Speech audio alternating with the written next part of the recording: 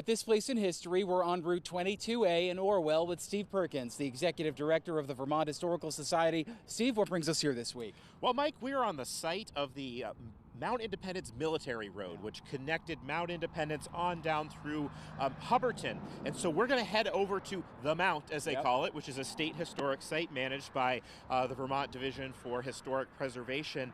Okay, Mike, since we're in a new location along the trails now, why don't you help reorient us by giving us a little bit of guidance as to what we can see surrounding us and which direction we're facing? So this is what we call the Overlook Point on the Baldwin Trail. And that way is south to Skeensboro. Yep.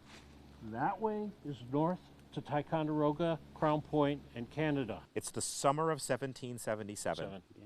And there's a British army under General Burgoyne coming down the lake. Yeah. Some say as many as 20,000 coming down the lake. Can you imagine that late June, early July of 1777, you're here and you start to hear chopping and digging noises across the lake, and you see that there's cannons on top of the hill aimed in this direction.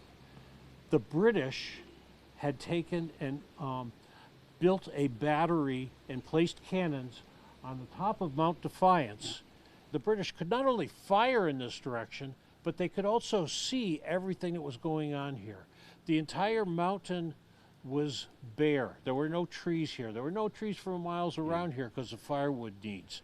This was considered the Gibraltar of New England. General St. Clair made the decision that he didn't have enough men to support holding this ground.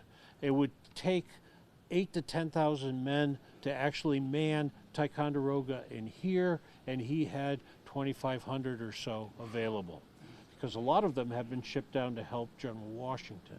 So they very quietly abandoned these works.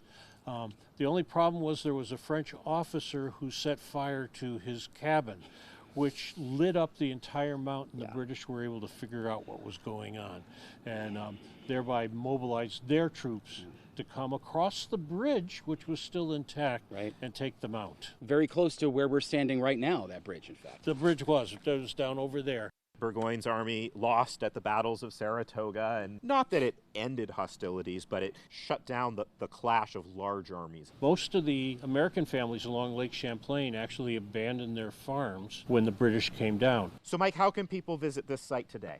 In the fall, winter, and spring, when we're closed down, the trails are still open, and the interpretive signs are here.